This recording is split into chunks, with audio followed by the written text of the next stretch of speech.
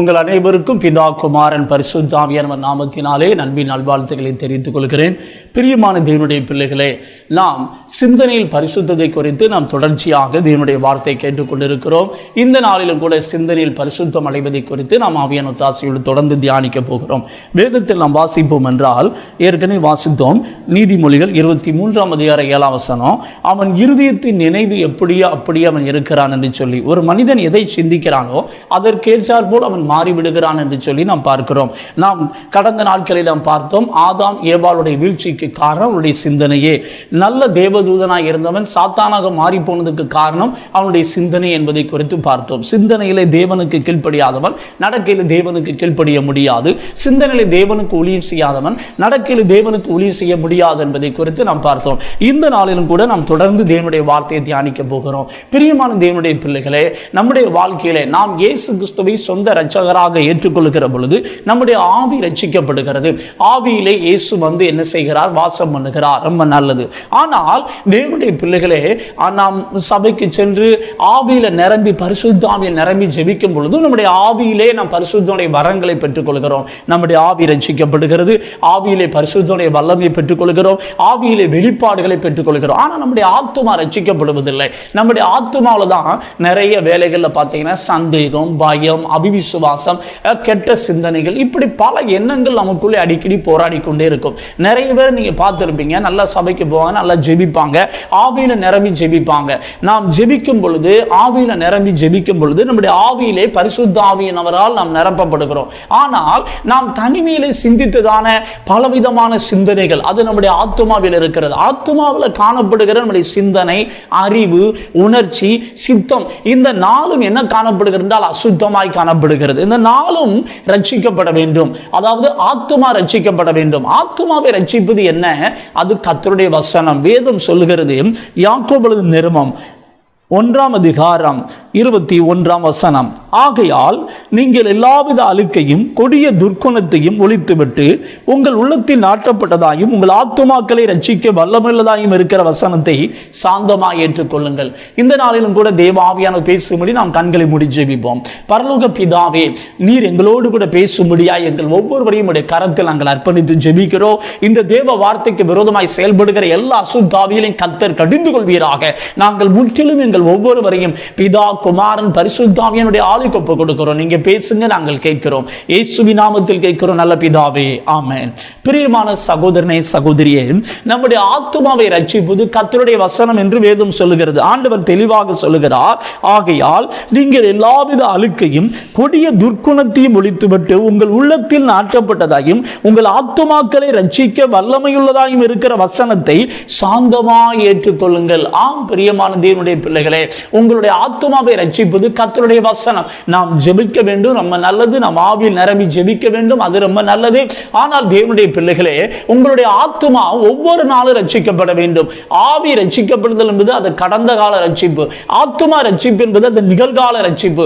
சரிதம், ஒரு நாள் இயேசு வரப்போகிறார். அப்பொழுது இது இமைப்பொழுது என்ன செய்யப்படும் என்றால் மறுரூபமாகி ரட்சிக்கப்படும். ரட்சிப்பில் 3 வகை இருக்கிறது. 1 கடந்த கால ரட்சிப்பு, 2 நிகழ்கால ரட்சிப்பு, 3 வருங்கால ரட்சிப்பு. இது 3 சேர்ந்ததுதான் ரட்சிப்பு. அதனால தான் ஆண்டவராகிய இயேசு கிறிஸ்து சொல்லும்போது சொல்லுகிறார், முடிவு பரியந்த நிலை நிற்பவனே ரட்சிக்கப்படுவான். ஆம் தேவனுடைய பிள்ளைகளே, நீங்கள் பார்க்கிறீங்க, அநேக பேர் ஆரம்ப நாட்களில் ரட்சிக்கப்பட்டு பார்த்தீங்கன்னா நல்ல உற்சாகமா கர்த்தரை தேடி இருப்பாங்க.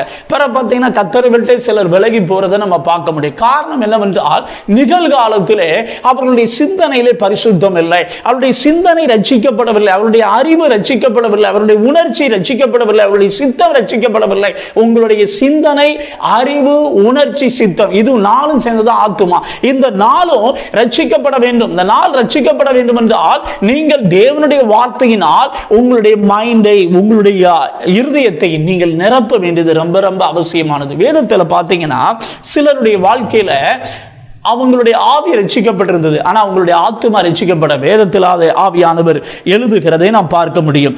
மத்தேயு எழுதின சுவிசேஷம் 16 13ஆம் வசனத்திலிருந்து 24ஆம் வசனம் வரை உங்களுக்காக வாசிக்கிறேன், கவனியுங்கள்.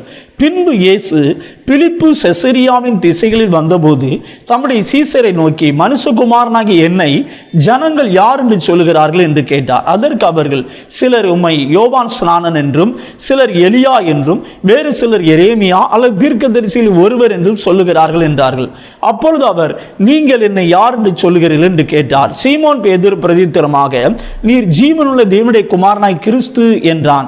இயேசு அவனை நோக்கி, யோனாவின் குமாரனாகிய சீமோனே, நீ பாக்கியவான், மாம்சமும் இரத்தமும் இதை உனக்கு வெளிப்படுத்தவில்லை, பரலோகத்தில் இருக்கிற என் பிதா இதை உனக்கு வெளிப்படுத்தினார். மேலும் நான் உனக்கு சொல்லுகிறேன், நீ பேதுருவாய் இருக்கிறாய், இந்த கல்லின் மேல் என் சபையை கட்டுவேன், பாதாளத்தின் வாசல்கள் அதை மேற்கொள்வதில்லை. பரலோக ராஜ்யத்தின் திறவுகோலை நான் உனக்கு தருவேன். பூலோகத்திலே நீ கட்டுகிறது எதுவோ அது பரலோகத்திலும் கட்டப்பட்டிருக்கும், பூலோகத்திலே நீ கட்டவிழ்ப்பது எதுவோ அது பரலோகத்திலும் கட்டவிழ்க்கப்பட்டிருக்கும் என்றார். அப்பொழுது தாம் கிறிஸ்துவாகிய இயேசு என்று ஒருவருக்கும் சொல்லாதபடிக்கு தம்முடைய சீசர்களுக்கு கட்டளையிட்டார். அது முதல் இயேசு தாம் எருசலேமுக்கு போய் மூப்பராலும் பிரதான ஆசாரியராலும் வேதபாரகராலும் பல பாடுகள் பட்டு கொலையுண்டு 3ஆம் நாளில் எழுந்திருக்க வேண்டும் என்பதை தம்முடைய சீசர்களுக்கு சொல்லத் தொடங்கினார். அப்பொழுது பேதுரு அவரை தனியே அழைத்து கொண்டு போய், ஆண்டவரே, இது உமக்கு நேரிடக்கூடாதே, இது உமக்கு சம்பவிப்பதில்லை என்று அவரை கடிந்து கொள்ளத் தொடங்கினான். அவரோ திரும்பி பேதுருவை பார்த்து, எனக்கு பின்னாக போ சாத்தானே, நீ எனக்கு இடரலாய் இருக்கிறாய், தேவனுக்கு ஏற்றவிலை சிந்தியாமல் மனுஷனுக்கு ஏற்றவிலை சிந்திக்கிறாய் என்றார். அப்பொழுது இயேசு தம்முடைய சீசர்களை நோக்கி, ஒருவன் என்னை பின்பற்றி வர விரும்பினால் அவன் தன்னைத்தானே வெறுத்து தன் சிலுவை எடுத்துக்கொண்டு என்னை பின்பற்ற கடவன். தன் ஜீவனை ரட்சிக்க விரும்புவன் அதை இழந்து போவான், எண்ணி நிமித்தமாக தன் ஜீவனை இழந்து போகிறவன் அதை கண்டடைவான் என்றார். தேவனுடைய பிள்ளைகளே, நாம் இங்கே கவனிக்கிறோம், பேதுருவை பார்க்கிறோம். பேதுரு ஆண்டவராகிய இயேசு கிறிஸ்துவோடு கூட எப்பொழுதும் இருந்த ஒரு மனிதன். இந்த பேதுருடைய வாழ்க்கையிலே ஆவி ரட்சிக்கப்பட்டிருந்தது, ஆனால் ஆத்துமா அனுதினமும் ரட்சிக்கப்படவில்லை. உங்களுடைய ஆத்துமா அனுதினமும் ரட்சிக்கப்பட வேண்டியது ரொம்ப ரொம்ப முக்கியமானது தேவனுடைய பிள்ளைகளே. குறிப்பாக தேவ வார்த்தையினால் அதை தியானித்து அதை ரட்சிக்கப்பட வேண்டும்.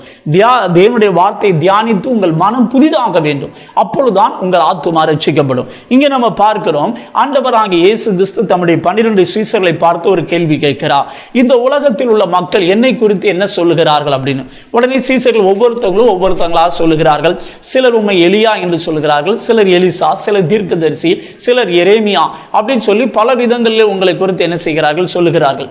ஆனால் இப்படிலாம் எல்லாரும் சொல்றாங்கன்னு சொன்னோடனே இயேசு சொல்றார், அவங்கெல்லாம் சொன்னது இருக்கட்டும்ப்பா, நீங்கள் என்னை குறித்து யார் என்று சொல்கிறீர்கள். உடனே பேதுரு சொல்லுகிறான், நீ ஜீவனுள்ள தேவனுடைய குமாரனாகிய கிறிஸ்து, இயேசுதான் மேசியா அப்படின்னு சொல்லி தெளிவாக அவனுக்கு ஆவியிலே பிதாவாகிய தேவன் வெளிப்பாடை தந்திருந்தார். ஆவியில மிகப்பெரிய வெளிப்பாடு. ஆவியில நீ பார்த்து கொண்டிருக்கிறாயே இந்த இயேசுதான் மேசியா. அன்றைக்கு இருக்கிற யூதர்கள் எல்லாரும் யாரை எதிர்பார்த்தார்கள் என்றால், யெகோவா தேவன் வாக்கு பண்ணினதான மேசியாவாகிய இயேசுவை எதிர்பார்த்து கொண்டிருந்தாங்க, மேசியாவை எதிர்பார்த்து இருந்தாங்க. ஆனா இந்த இயேசுதான் அந்த மேசியா என்பது அவர்களுக்கு கண்கள் என்ன செய்யப்படவில்லை, திறக்கப்படவில்லை. ஆனால் அந்த வெளிப்பாடு யாருக்கு கிடைத்தது என்றால் பேதுருவுக்கு கிடைத்தது. பேதுருவுக்கு பிதாவாகிய தேவன் என்ன செய்தார் என்றால், தம்முடைய பரிசுத்த ஆவியின் மூலமாக ஆவியிலே அவனுக்கு, நீ பார்த்து கொண்டிருக்கிற இந்த இயேசுதான் கிறிஸ்து. கிறிஸ்து என்றால் மேசியா என்ற அர்த்தம். மேசியா என்பது எபிரேய பதம், கிறிஸ்து என்பது கிரேக்க பதம். நீ பார்த்து கொண்டிருக்கிற இந்த மேசியா தான், இந்த இயேசுதான் அந்த மேசியா என்ற வெளிப்பாடை ஆவியிலே பேதுரு பெற்றுக்கொண்டான். ஆனா அவனுடைய ஆத்துமா ரட்சிக்கப்படல. இவ்வளவு பெரிய வெளிப்பாடு கிடைச்சோன்னு இயேசு கிறிஸ்து அவனை குறித்து தீர்க்க தரிசனம் சொல்லுகிறார், நீ பேதுருவாய் இருக்கிறாய், இந்த கல்லின் சபையை கட்டுவேன், பாதாளத்தின் வாசல் அது மேற்கொள்வதில்லை.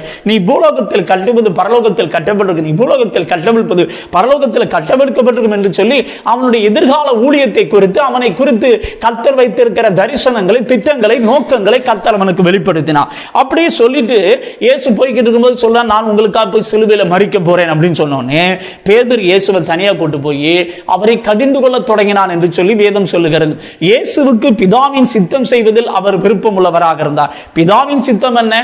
இயேசு கிறிஸ்து எல்லாராலும் நிந்திக்கப்பட்டு அவமானப்பட்டு காரி உமலப்பட்டு அவர் சிலுவையை சுமக்க வேண்டும், சிலுவையில் அறையப்பட வேண்டும் என்பது பிதாவின் சித்தம். அந்த சித்தத்திற்கு இயேசு கிறிஸ்து தம்மை முழுமையாக ஒப்புக் கொடுத்திருந்தார். அந்த சித்தத்தை சீசர்களுக்கு இயேசு சொன்னார். ஆனால் பேதுரு சொல்லுகிறான், இவ்வளவு தானே நீர் அற்புதம் செய்து கொண்டிருக்கிறீர், மூலம் பிசாசு ஓடுது, அற்புதம் நடக்க அதிசயம் நடக்குது, நீர் போய் சிலுவையில போய் மரிக்கணும் சொல்லுறேன், இதெல்லாம் நியாயமா அப்படின்னு உலக பிரகாரமாக பேதுரு சிந்திக்க ஆரம்பித்தான்.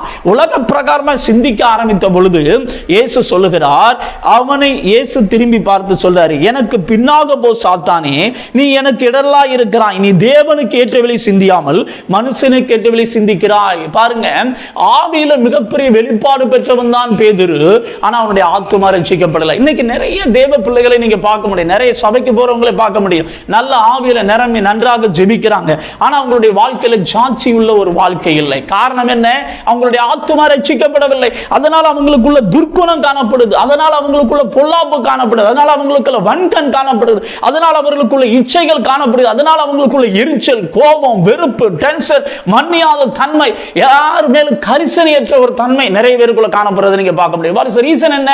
உன்னுடைய ஆவி ரட்சிக்கப்பட்டால் போதாது, உன் ஆவியில பரிசுத்தாவின் நிரம்பி நீ ஜெபம் பண்ணா போதாது, உன்னுடைய ஆத்துமா ரட்சிக்கப்பட வேண்டும். ஆத்துமால பரிசுத்தம் ரொம்ப முக்கியம். ஆத்துமால பரிசுத்தம் வந்தால் ஆவியில பரிசுத்தனுடைய நிறைவு, ஆத்துமாவிலே தேவனுடைய வார்த்தையினால் பரிசுத்தம், ரெண்டு பரிசுத்தம் இணைந்து விட்டால் உன் நடக்கையில ஹோலினஸ், நடக்கையில நீ பரிசுத்தமால முடியும். அல்லேலூயா. பிரியமான தேவனுடைய பிள்ளையே, உன்னுடைய வாழ்க்கை எப்படி இருக்கிறது யோசித்து பாருங்க. உங்க சிந்தனையில பரிசுத்தம் இருக்குதா? உன் தனிப்பட்ட வாழ்க்கையில பரிசுத்த ஜீவி காணப்படுதா? நீ ஆவியில நிரம்பி ஜெபிக்கிறது நல்லது, ஆனா ஆத்துமா பரிசுத்தம் அடைகிறதா? இங்க பேதுருவை நம்ம பார்க்கிற, ஆவியில பரிசுத்தம், ஆனா ஆத்துமால பரிசுத்தம் இல்லை. ஆத்துமா உலகத்துக்குரிய காரியங்களை சிந்தித்துக் கொண்டிருக்கிறது. இன்னைக்கு அநேகர் பார்த்தீங்கன்னா ஆண்டவர் தெளிவாக சொல்லுகிறார், மனுஷனுக்கு ஏற்றவில்லை ஒரு மனிதன் சிந்திப்பான் என்றால் அதுதான் அங்கே பிசாசு வந்து விடுகிறான். நீ தேவனுக்கு ஏற்றவில்லை சிந்தியாமல் மனுஷனுக்கு ஏற்றவில்லை சிந்திக்கிற அப்பாலே போ சாத்தானே அப்படின்னு ஆண்டவர் சொல்றதை பார்க்கிறோம். இங்க சாத்தான் செய்கிற ஒரு சூழ்ச்சியை ஆவியானவர் தெளிவாக எழுதுகிறார். என்ன சாத்தான் சூழ்ச்சி செய்கிறான்? மனிதன் எவனும் தேவனுக்குரியவைகளை சிந்திக்க கூடாது, சாத்தானுக்குரியவைகளை மட்டுமே சிந்திக்க வேண்டும் என்பதில் அவன் மனிதனுக்குரியவைகளை மட்டுமே ஒரு மனிதன் சிந்திக்க வேண்டும் என்பதில் அவன் கவனமுள்ளவனாக இருக்கிறான். ஏனென்றால் சிந்தனையில் இன்னைக்கு அநேகர் பார்த்தீங்கன்னா சாத்தானுக்கு ஊழியம் செய்து கொண்டிருக்கிறார்கள்.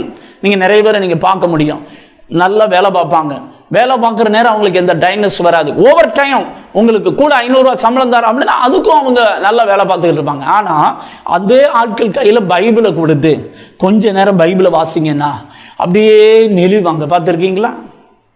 வசனம் அவங்க உள்ளத்தில் போகாது. ஜெபிக்க சொல்லி பாருங்க, அதுவும் அவங்களால முடியாது. கர்த்தருக்கு ஊழியம் செய்யறது மட்டும்தான் நிறைய பேருக்கு கஷ்டமா இருக்கும். ஜெபிக்க சொல்லுங்க, முழங்கால் போட சொல்லுங்க, ஐயோ எனக்கு எப்படியோ சுத்துது, தலையெல்லாம் சுத்திரமா இருக்குது, உடம்பெல்லாம் பார்த்தீங்கன்னா என்னமோமா இருக்குது அப்படிம்பாங்க. பார்த்துருக்கீங்களா? வேதத்தை வாசித்து உட்காந்து அப்படியே பார்த்தீங்கன்னா இங்கே 2 நிமிஷம் படிச்சுட்டு இருப்பாங்க, 3வது நிமிஷம் எங்கேயோ போயிடுவாங்க. பார்த்துருக்கீங்களா? காரணம் என்ன? அவர்களுடைய இருதயம், அவர்களுடைய ஆத்துமா சாத்தானுக்கு ஊழியம் செஞ்சு பழகி போச்சு. இப்ப கர்த்தருக்கு ஊழியம் செய்யணும் அப்படின்னா தான் கஷ்டமா இருக்குது. இன்னைக்கு நிறைய பேர் பார்த்தீங்கன்னா நைட்டெல்லாம் உட்காந்து செல்ஃபோனை பார்த்துக்கிட்டு இருக்காங்க. அது சாத்தானுக்கு ஊழியம் செய்கிறது. ஃபேஸ்புக்கு, வாட்ஸ்அப்பு, அடுத்து இன்ஸ்டாகிராம், அப்படி இப்படி பல இது. இன்னைக்கு பார்த்தீங்கன்னா நிறைய பேர் சேட்டிலே உட்காந்து நேரத்தை காலத்தை ஓட்டுறாங்க. இது சாத்தானுக்கு ஊழியம் செய்வது, சாத்தானுக்குரிய காரியங்களை சிந்தித்துக் கொண்டிருப்பது. சரி, இதனால உன் வாழ்க்கையில் பரிசுத்தம் உண்டாகுமா? தேவ பிள்ளையே, ஒன்றை மறந்து விடாதே. எனி டைம் நீ இந்த உலகத்தில் வாழ்ற எனி டைம் உன்னுடைய சிந்தனையினால், உன் பார்வையினால், உன் பேச்சினால், உன் செவிகளினால், உன் நடக்கையினால் ஒன்று தேவனுடைய ராஜ்யத்தை உன் உள்ளத்தில் கட்டிக்கொண்டிருக்கிறாய். அல்லாவிட்டால் நீ சாத்தானுடைய ராஜ்யத்தை தான் உன் சிந்தனையினால், பார்வையினால், பேச்சினால், செவிகளினால், நடக்கையினால் கட்டிக்கொண்டிருக்கிறாய் என்பதை மறந்து போகாதே. இன்னைக்கு இந்த உலக மக்கள் எல்லாரும் இம்மைக்குரிய காரியங்களை மட்டுமே சிந்தித்துக் கொண்டிருக்கிறார்கள். இம்மைக்குரிய காரியங்கள் எல்லாம் சாத்தானுக்குரிய காரியங்கள். இயேசு தெளிவாக சொல்லுகிறார், நீ தேவனுக்கு ஏற்றவளை சிந்தியாமல் மனுஷனுக்கு ஏற்றவளை சிந்திக்கிறாய். இன்னைக்கு நீங்க என்ன பாருங்க, ஆன்லைன் ஷாப்பிங், நிறைய பேர் அதுலயே உட்கார்ந்துருப்பான். பார்த்துருக்கீங்களா? ஆன்லைன் ஷாப்பிங் என்ன? சாத்தானுடைய தந்திரம், களியாட்டுகள். இன்னைக்கு நிறைய கிறிஸ்தவங்க கூட களியாட்டுக்குள்ள போயிட்டாங்க. இந்த புரோகிராமில் பார்த்தீங்கன்னா அவன் டான்ஸ் ஆடுறது, அதை வாட்ஸ்அப்பில் எடுத்து போடுறது, அதில் நிறைய பேர் உட்காந்து பார்த்தீங்கன்னா என்னென்னமோ மாதிரி உட்காந்துருக்கு ட்ரெஸ் போடுறது. இதெல்லாம் என்ன நினைக்கிறீங்க? உங்களை வீணான சிந்தனைக்குள் கொண்டு செல்வதே சாத்தானுடைய முதல் கண்ணி. நீ தேவனுக்கு ஊழியம் செய்துவிடக் கூடாது, நீ சாத்தானுக்கு ஊழியம் செய்ய வேண்டும் என்பதில் அவன் கவனமாக இருக்கிறான். நீ தேவனுக்கென்றவளை சிந்தித்தால் மட்டும்தான் நீ தேவனுக்கு ஊழியம் செய்ய முடியும். நீ உலக பிரகாரமாய் சிந்தித்துக் கொண்டிருப்பாய் என்றால் உன்னால் தேவனுக்கு ஊழியம் செய்ய முடியாதுங்க. நிறைய பேர் நீங்க பார்த்துருக்கீங்களா, காலையில இருந்து சாயந்தரம் வரைக்கும் பார்த்தீங்கன்னா வேலை உலகம் அது இதுன்னு சிந்திச்சுக்கிட்டே இருப்பாங்க. சபையில போய் உட்காந்து சோத்திரம் சோத்திரம் வாய் மட்டும்தான் சோத்திரம் சொல்லும். சிந்தனை மண்டல பார்த்தீங்கன்னா எங்க சட்டிப்பானையை மூடி வச்சோமா மூடி வைக்கலையா, அதை விட்டோமே இதை விட்டோமே. எப்ப நம்ம ஆட்களுக்கு பல வேலைகள் யாவும் வரும் தெரியுமா? ஜெபம் உட்கார்ந்த உடனே தான் ஐயோ அந்த வேலையை விட்டுட்டோமே, ஆமா அதை மறந்துட்டோமே, அப்பதான் யாவும் வரும். பார்த்துருக்கீங்களா? காரணம் என்ன? அவர்கள் இம்மைக்குரிய காரியங்களே என்ன செய்கிறார்கள்? உலகத்துக்குரியவைகளை நீ உலகத்துக்குரியவிலே நீ சிந்தித்துக் கொண்டிருப்பாய் என்றால் நீ சாத்தானுக்கு ஊழியம் செய்கிறாய் என்ற அர்த்தம். ஒரு நாளைக்கு ஒரு தேவ பிள்ளை தசம பாகம் என்றால் 2.5 மணி நேரம். தசம பாகம் என்றால் எவ்வளவு நேரங்க? 24 மணி நேரம் கர்த்தர் நமக்கு தந்திருக்கிறார். அதுல ஒரு தேவ பிள்ளை குறைஞ்சபட்ச 2.5 மணி நேரமாவது டைத்தை ஸ்பெண்ட் பண்ணணும். ஜெபத்திலும் வேத தியானத்திலும் செலவு பண்ண வேண்டும். ஜெபத்திலும் வேத தியானத்திலும் நீ தனிமையில உட்கார்ந்து தேவன் உன்னோடு கூட பேசுவதை நீ டைத்தை ஸ்பெண்ட் பண்ணுகிறாய் என்றால் நீ தேவனுக்கு உரிமையை சிந்திக்கிறாய், நீ தேவனுக்கு ஊழியம் செய்கிறாய் என்ற அர்த்தம். ஆனா ஒரு நாளைக்கு ஒரு தேவ பிள்ளை 2.5 மணி நேரம் கூட தேவ சமூகத்தில் உட்கார்ந்து பைபிள் வாசிக்கவோ ஜெபிக்கவோ நீ செய்யல அப்படின்னா நீ தேவனுக்கு ஊழியம் செய்யவில்லை, நீ சாத்தானுக்கு ஊழியம் செய்து கொண்டிருக்கிறாய். உன் உள்ளத்தில் சாத்தானுடைய ராஜ்யம் கட்டப்பட்டு கொண்டிருக்கிறது. உன் மைண்டில் சாத்தானுடைய ராஜ்யம் கட்டப்பட்டு கொண்டிருக்கிறது. தேவ ராஜ்யம் கட்டப்பட வேண்டும் என்றால் நீ தேவனுடைய சமூகத்திலே காத்திருந்து வேதத்தை தியானித்து ஜெபிக்க வேண்டும். எவ்வளவு நேரம் நீ வேதத்தை தியானிக்கிறாய் யோசித்து பாருங்க. ஆனா அதே ஆளை எடுத்து பாருங்க, இன்டர்நெட்ல உட்கார்ந்து இருக்க சொல்லுங்க, 24 hours உட்கார்ந்துருப்பான்.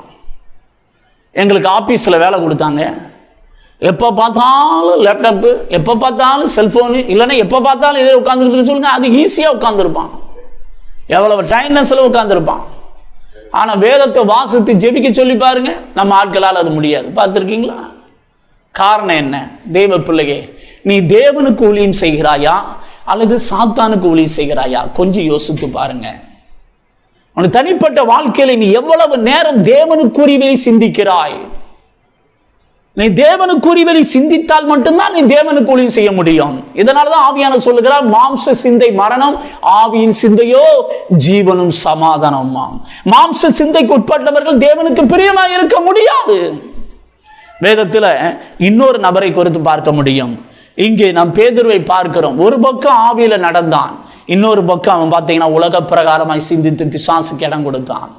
இன்னைக்கு அநேக தேவ பிள்ளைகள் இப்படிதான் நடந்து கொண்டு இருக்கிறார்கள். ஒரு பக்கம் சபையில ஜெபிக்கும் போது ஆவியில நிறைவு, ஆனா இன்னொரு பக்கம் பார்த்தீங்கன்னா உலக பிரகாரமான சிந்தனை. தேவ பிள்ளையை உன் வாழ்க்கையில சிந்தனையில பரிசுத்தம் வேண்டும் என்றால் ஒரு நாளைக்கு ஒரு 2.5 மணி நேரமாவது காலையில எந்திரிச்சு ஒரு 1/2 மணி நேரம் 1 மணி நேரம் ஜெபிங்க. வேதத்தை ஒரு 1/2 மணி நேரம் வாசிங்க. சாயந்தரம் ஒரு 1/2 மணி நேரம் 1 மணி நேரம் ஜெபிங்க. வேதத்தை ஒரு 1/2 மணி நேரம் வாசித்து தியானம் பண்ணுங்க.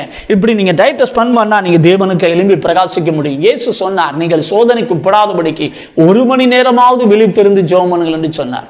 1 மணி நேரம் கூட ஒரு தேவ பிள்ளை ஒரு நாளைக்கு ஜெபிக்கல அப்படின்னா உன்னால எப்படி பரிசுத்தமாக முடியும்? நேர்முழங்கால நின்று ஜெபிக்கணும். இன்னைக்கு மக்கள் முழங்காலே போடுறது இல்லை, அது ஒரு பெரிய பிரச்சனை. நீங்க முழங்கால நின்று ஜெபிச்சு பாருங்க, உங்களால ஜெயத்தை பெற்றுக்கொள்ள முடியும். தேவ பிள்ளையே, வேதம் சொல்லுகிறது 1 யோவான் 1ஆம் அதிகாரம் 7, 8, 9 வசனங்கள்.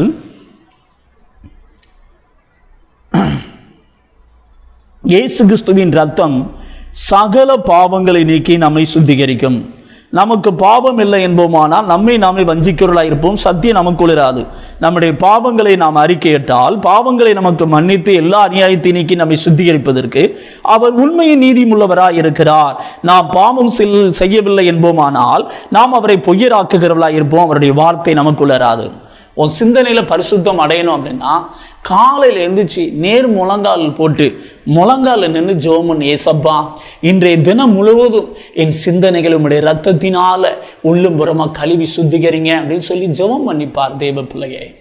இயேசுவின் ரத்தத்தால தினமும் நீ கழுவப்படணும். ஆண்டவரே, கடந்த நாட்கள்ல நான் நிறைய வீணான சிந்தனை சிந்திச்சிருக்கிறேன், என்னுடைய ரத்தத்தால கழுவுங்க, என் பாவத்தை மன்னிங்க, என்னுடைய ரத்தத்தால கழுவி சுத்திகரிங்கன்னு சொல்லணும். அதுபோல இன்றைய தினம் முழுதும் என் சிந்தனைகளை, என் அறிவை, என் உணர்ச்சியை, என் சித்தத்தை இயேசுவின் ரத்தத்திற்குள் ஒப்பு கொடுக்கிறேன். எதுக்குள்ள ஒப்பு கொடுக்கணும்? இயேசுவின் ரத்தத்துக்கு. ஏன்னா நீங்க உலகத்துக்குள்ள போகும்போது சாத்தான் உலகத்தில் அசைவாடி கொண்டு இருக்கிறான்.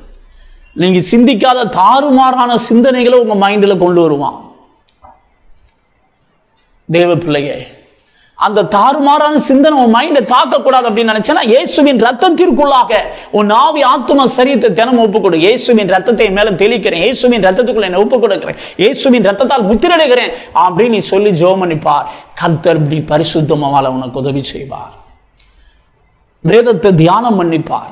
ஆண்டவர் யோசுவாவுக்கு சொல்லும்போது சொன்னார், இந்த நியாயப்பிரமாண புஸ்தகம் உன் வாயை விட்டு பிரியாதிருப்பதாக, இவைகளின்படியெல்லாம் நீ செய்ய கவனமாக இருக்கும்படி இரவும் பகலும் தியானித்துக் கொண்டிருப்பாயாக, அப்பொழுது உன் வழியை வாக்கிய பண்ணுவார், அப்பொழுது புத்திமானாய் நடந்து கொள்வார். நல்லா கவனிங்க தேவனுடைய பிள்ளைகளே, கர்த்தர் மோசையோடு கூட இருந்தது போல நான் யோசுவாவோடு கூட இருப்பேன் என்று வாக்கு பண்ணினார். அது அவனுடைய ஆவியிலே கர்த்தர் இருந்தார், ஆவியிலே பரிசுத்த ஆவியானவர் இருந்தார். ஆனா ஆத்துமாவிலே கர்த்தர் சொல்ற ஆலோசனை என்ன? நீ இரவும் பகலும் என்னுடைய வேதத்தை தியானிக்க வேண்டும் என்று கர்த்தர் ஆலோசனை சொன்னார். தேவ பிள்ளையே, உன் வாழ்க்கையில உன் ஆவியை கர்த்தர் நிரப்புவார். ஆனா உன் ஆத்துமாவை நீ தான் நிரப்பணும். உன் ஆவி தேவ ஆவியினால் நிரப்பப்படும் நீ சபைக்கு போகும்போது, கூட்டத்துக்கு போகும்போது.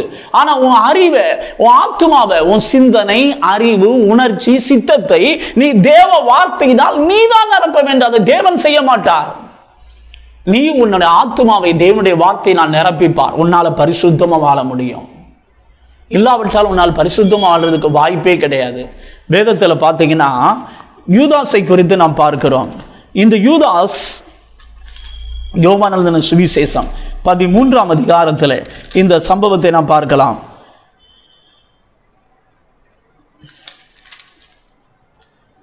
சீமோனின் குமாரனாகிய யூதாஸ் காரியோத் அவரை காட்டி கொடுக்கும்படி பிசாசானவன் அவன் இருதயத்தை தூண்டின பின்பு அவர்கள் போஜனம் பண்ணி கொண்டிருக்கிறார். பாருங்க, சாத்தான் இருதயத்தை என்ன செய்தான்? தூண்டினான். காரணம் என்ன? அவன் தேவனுக்குரியவரை சிந்திக்கவில்லை.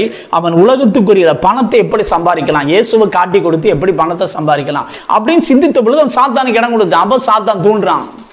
அதே அதிகாரத்தில் பார்த்தீங்கன்னா, நீங்கள் வாசித்து பார்த்தீங்கன்னா 26ஆம் வசனம், இயேசு பிரதித்தரமாக, நான் இந்த துணிக்கையை தேய்த்து எவனுக்கு கொடுப்பேனோ அவன் தான் என்று சொல்லி துணிக்கையை தேய்த்து சீமோனின் குமாரனாகிய யூதாஸ் காரியத்துக்கு கொடுத்தார். அந்த துணிக்கை அவன் வாங்கின பின்பு சாத்தான் அவனுக்குள் புகுந்தான். அப்பொழுது இயேசு அவனை நோக்கி, நீ செய்கிறதை சீக்கிரமாக செய்கின்றார். பாருங்க, முதல்ல தூண்டுனா, ரெண்டாவது உள்ளக்களை வந்துட்டான். தேவ பிள்ளையே, தனிமையில் இருக்கும்போது சாத்தான் சொல்லுவான், அதை பாரு, இதை பாரு, இதை செய், அதை செய்ன்னு சொல்லி தேவனுக்கு பிரியமில்லாதவைகளை சிந்திக்கும்படி தூண்டிக் கொண்டே இருப்பான். ஆனால் தயவு செய்து சொல்கிறேன், ஜெபியுங்கள். ஏசப்பாட்ட உங்களை ஒப்பு கொடுத்து, ஏசப்பா நான் வேதத்தை தியானிக்க எனக்கு கிருபை தாங்கன்னு கேளுங்க. கர்த்தர் உங்களுக்கு கிருபை தருவா. உங்க சிந்தனையில் அப்போ பரிசுத்தம் உண்டாகும். சிந்தனையில் பரிசுத்தம் வாழ்க்கையில் எல்லாவற்றிலும் பரிசுத்தத்தை கொண்டு வரும். கண்களை மூடி ஜெபிப்போமா? அன்பின் பரலோக பிதாவே, நீர் எங்களோடு பேசின வார்த்தைகளுக்காக உமக்கு ஸ்தோத்திரம் ஆண்டவரே. இன்றைக்கு கர்த்தருடைய ஆவியான இந்த தேவ செய்தி கேட்ட ஒவ்வொருடைய வாழ்க்கையிலும் சிந்தனையில தேவனுக்குரியவைகளை சிந்திக்க கர்த்தர்களுக்கு கிருபை தருவீராக. சிந்தனையில பரிசுத்தமாய் வாழ கர்த்தர்களுக்கு கிருபை தருவீராக. அந்த அபிஷேகத்தினால் நிரப்புவீராக. தடைகள் விலகுவதாக. உமக்கே மகிமை. இயேசுவின் நாமத்தில் கேட்கிறோம் நல்ல பிதாவே, ஆமென். பிரியமான தேவனுடைய பிள்ளைகளே, நாங்கள் எப்பொழுதும் உங்களுக்காக ஜெபிக்க ஆயத்தமாக இருக்கிறோம். எங்களுடைய ஃபோன் நம்பர் அதில் வருவதை நீங்கள் காணலாம். நாங்கள் இயேசுவின் சவால் ஊழியர்கள் என்ற தலைப்பின் கீழ் கர்த்தருடைய ஊழியத்தை செய்து வருகிறோம். உங்களுக்கு எதுவும் ஜெபிக்க வேண்டுமென்றால் நீங்கள் ஃபோனில் கான்டாக்ட் பண்ணலாம். கர்த்தர் தாமே உங்களை ஆசீர்வதிப்பாராக.